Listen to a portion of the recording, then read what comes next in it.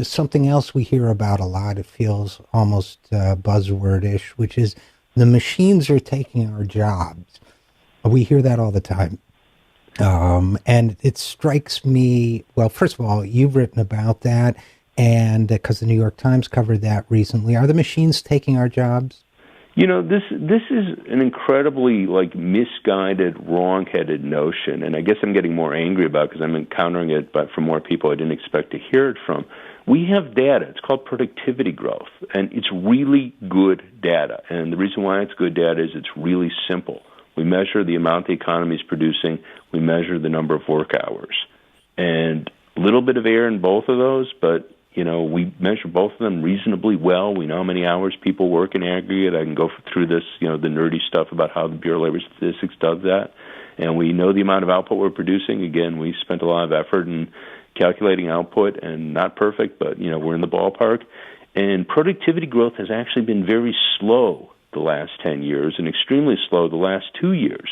So the idea that, people are being displaced by machines, that's people's fantasy, which is not to say I can't find someone. Of course, there are people who are losing. But guess what? That's always been true.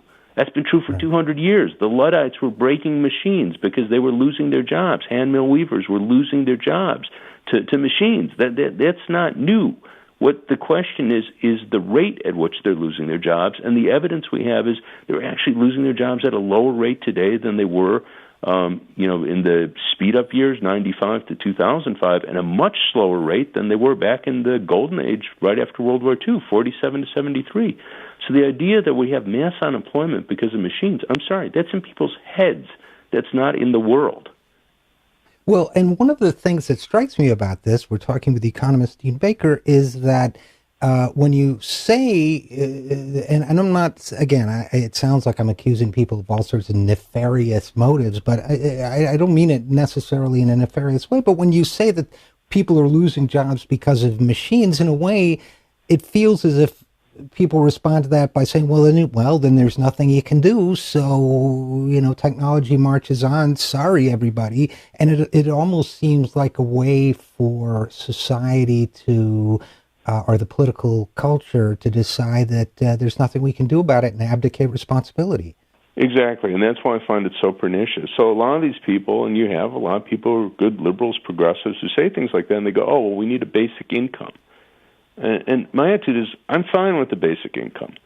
But we got a lot of people sitting there in Congress who yell about giving someone $300 a month in food stamps. So What sort of basic income do you think we're going to get? So arguing for, a policy that for practical purposes is not in the ballpark anywhere, unfortunately probably in our lifetime, is basically telling people to get lost. And that should get people really pissed because it's not the machines. It's real bad policy. It's people with shit in their head who couldn't see an $8 trillion housing bubble. Sorry, I swore on the radio. Take care of it. We have a trade deficit that's costing millions of jobs. These are policies. These are not machines. These are really bad policies, and I can give you a much longer list, and I probably have at different points. So to act like it's just the machines, and wouldn't it be wonderful to have everyone have a basic income of, I don't know what they envision, $15,000-$20,000 a person as a basic income?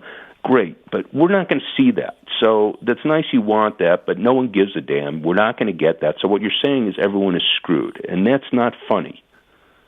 And it's almost taking the challenges we have today and replacing them, in my mind, with, and you're just reinforcing it with your analysis of it.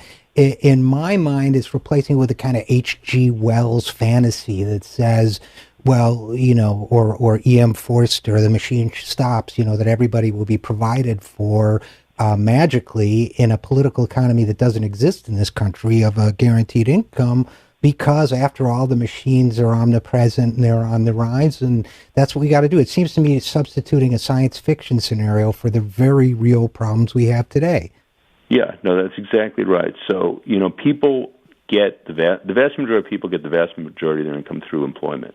We might not think that's good, but that's the reality, and anyone who tries to tell you they're going to have a different reality, they're dreaming. 30, 40 years from now, who knows? Sure, anything's possible. But this year, next year, 10 years from now, they're still going to get the vast majority of their income through working. And we have to figure out how they have good jobs, good-paying jobs, how to ensure that those jobs are enough for them to live on, and to say, oh, well, they have basic income, fine, but they're not going to. So we got to make sure that jobs are there and they're enough for people to live in. And we know how to do that, too, and that's the point. It's not, this is their fantasy about technology. It doesn't exist in reality, and the data is very clear on that.